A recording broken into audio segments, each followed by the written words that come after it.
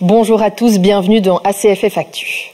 Au sommaire, aujourd'hui, la formation des entraîneurs des gardiens et également nos rubriques habituelles avec un petit conseil un petit peu cocasse de Felice Mazzu et un bénévole haut en couleur. Mais avant cela, nous tenions à rendre un hommage appuyé aux victimes du drame de Strépy Bracni, à toutes les victimes évidemment, mais parmi celles-ci, il y avait 3 personnes très impliquées dans le monde du football dans la région du centre. Il y avait Laure Gara, qui était la tenancière de la buvette du RAEC Mons. Il y avait aussi Frédéric D'Andrea, un steward particulièrement apprécié du côté de la Rale, à la Louvière.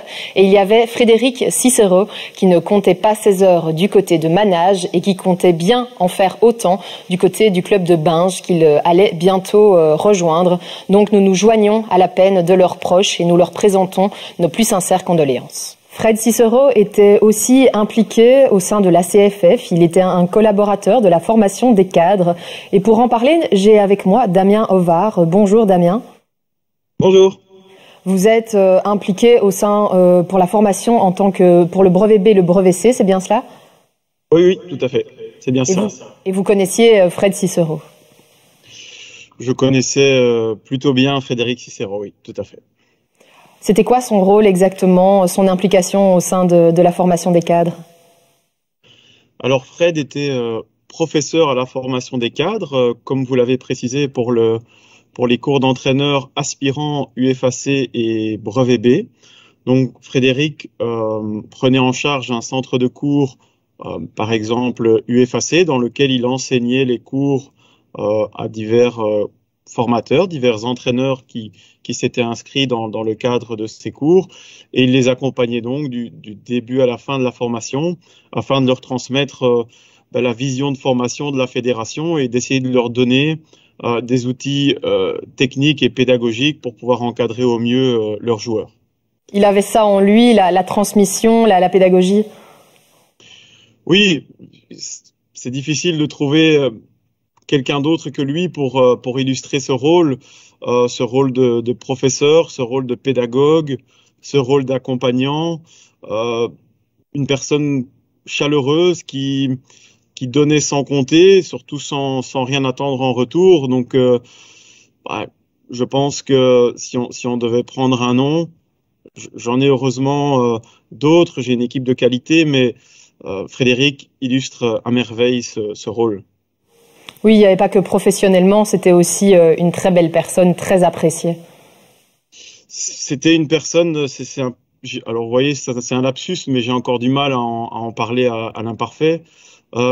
C'était une personne très appréciée pour ses qualités de professeur, mais je pense qu'un professeur est avant tout apprécié pour ses qualités humaines. On se souvient des professeurs dans la vie qui nous ont marqués par leur qualité humaine avant leur qualité pédagogique.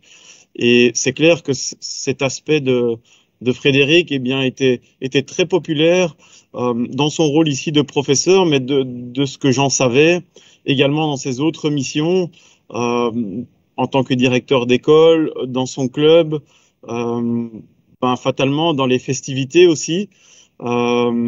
C'était vraiment quelqu'un d'investi et de populaire, mais qui ne faisait rien pour être populaire, en ce sens que si vous parliez 2 minutes avec lui, il respirait en fait certes la compétence, mais aussi la bonhomie, la joie de vivre.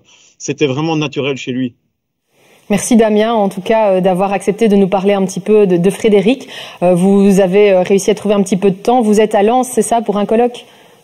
Oui, je suis à Lens justement pour représenter la CFF avec mon collègue Jean-Louis Losfeld dans le cadre d'un colloque sur la préparation physique relativement international, puisqu'on a eu des présentations de clubs de football de première ligue, de Liga également, et on essaye de développer un projet là vraiment très concret de développement des cours en préparation physique avec la CFF, et nous allons chercher un maximum d'informations sur ce qui se fait ailleurs afin de pouvoir créer le projet le plus pertinent possible.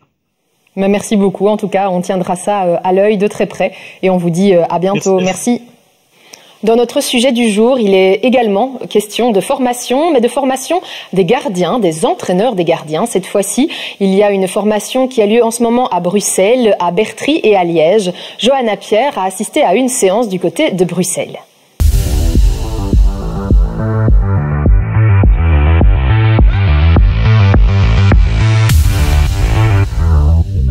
Aujourd'hui, on est au Sippelberg avec le club de Asa Molenbeek pour le cours d'entraîneur de gardien niveau 1.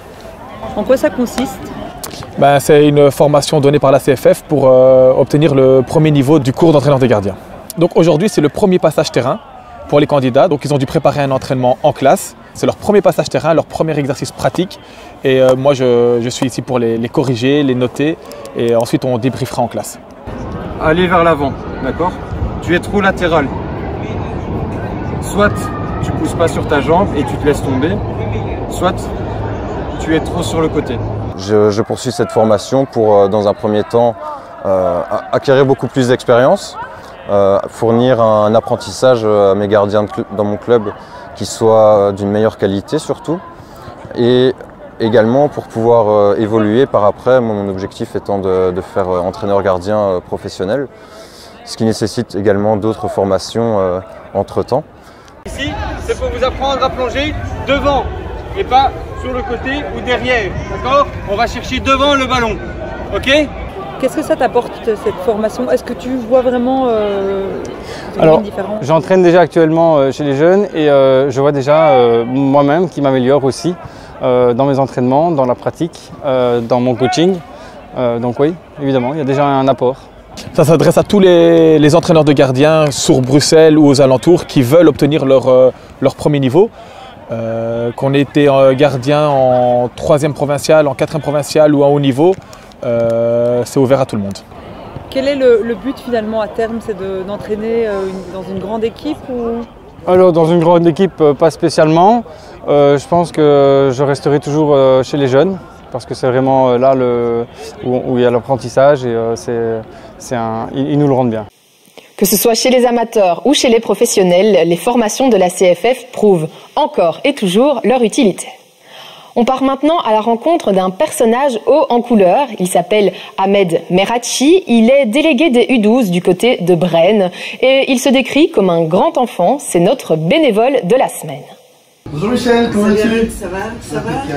Oui. Je t'apporte la feuille du tournoi. Ok, ça va. Pour le mois de mai. Je m'appelle Ahmed, je suis bénévole, délégué ici au club de Braine, Braine-l'Alleud, et je m'occupe essentiellement des enfants du groupe U12. Mon rôle il est très simple, c'est les jours d'entraînement, donc 3 jours semaine, j'accueille les enfants à l'entraînement, je m'assure qu'ils sont tous présents et que l'entraînement se déroule bien. En dehors des entraînements, il y a les matchs et donc pendant ces matchs-là, forcément en amont, on prépare les feuilles de match et puis ensuite après, je m'assure que tous les enfants sont sur le terrain pour l'échauffement. Je récupère les cartes d'identité également, je clôture les feuilles de match et je m'assure que les enfants repartent bien avec leurs parents à la fin du match.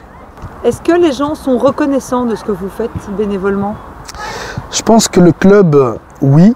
Les coordinateurs, les coachs, parce que on les soulage d'une certaine tâche, parce que c'est une grande responsabilité d'avoir des enfants sous leur aile quand les parents les déposent, ils partent, ils ont d'autres choses à faire. Mais je pense que les parents en eux-mêmes, si eux ne testent pas ce rôle-là, non. Alors je ne dis pas qu'ils ne sont pas reconnaissants, c'est parce que quand ils ont des questions à poser, ils viennent vers moi, parce que les parents, on n'est pas uniquement délégués que des enfants, mais des parents aussi, parce que on a oublié l'adresse, on ne sait pas où ça se trouve, c'est à quelle heure. Donc on coach un peu tout le monde au niveau des parents. Mais la majorité ne savent pas ce que c'est ce rôle et ils pensent que qu'on fait partie du club et que c'est normal pour eux. Pourquoi vous faites ça? J'aime les enfants. Enfin, j'aime ce qu'ils font et j'aime m'amuser avec eux. Je suis encore jeune un peu dans la tête, donc j'aime jouer avec eux, j'aime m'amuser, j'aime les valoriser. Parce que souvent sur le terrain, il y a un stress avec eux, donc il faut faire attention, ils jouent mal ou ils font quelque chose de pas bien. Donc le coach ne réprimande pas, mais voilà, donc se faire crier le week-end, alors qu'on sait qu'on se fait aussi crier en semaine à l'école ou parce qu'on n'a pas eu des bonnes notes, à la fin avoir un délégué qui fait le clown, ça fait du bien. Et c'est Johanna Pierre qui a eu l'occasion de rencontrer Ahmed, dit le clown. Le Felice Time à présent avec une situation particulièrement délicate. La copine d'un joueur a une aventure avec un autre joueur. Que faire? Dans ce cas-là, Felice Mazzu a déjà été confronté à cette situation. Alors, oui, je m'en... Du vécu, vous n'avez pas cité. Je vais pas citer. J'ai eu 2 cas différents. Et dans le premier cas, dans les 2 cas, j'étais entraîneur adjoint, j'étais pas entraîneur principal.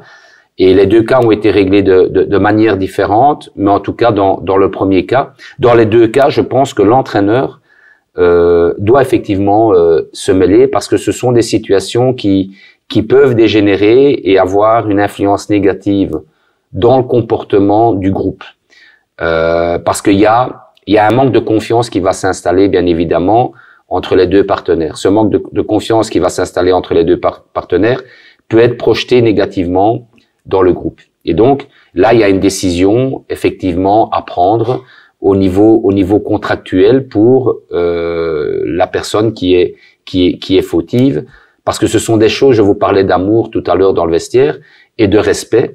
Et dans un vestiaire, pour moi, des situations comme ça ne peuvent pas se passer parce que vous montrez un manque de respect pour un coéquipier. Et donc là, il y a des décisions à prendre en termes contractuels par rapport, vous, en tant qu'entraîneur dans votre gestion de groupe et aussi au niveau de la direction par rapport à la gestion du club. Écarter le responsable. Je pense que voilà, je l'ai vécu et c'est ce qui s'est passé. Place maintenant à nos actualités de la CFF. Et une formation aspirant entraîneur aura lieu en mai dans une dizaine de centres en Wallonie et à Bruxelles. Elle permet de découvrir les différentes facettes du métier d'entraîneur selon la vision de formation de la CFF. Tout ça en 4 fois 4 heures. Et cette année, une petite nouveauté, la formule vacances débarque pendant les congés de printemps. L'Assemblée générale financière de la CFF se tient ce samedi à Tubize. Les membres devront approuver les comptes de l'exercice 2021 qui a été fortement perturbé par le Covid.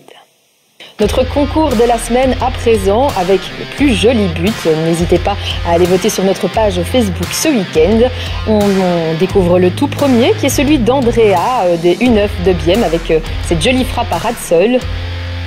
Et puis on visionne celui de César des U11 de Varese.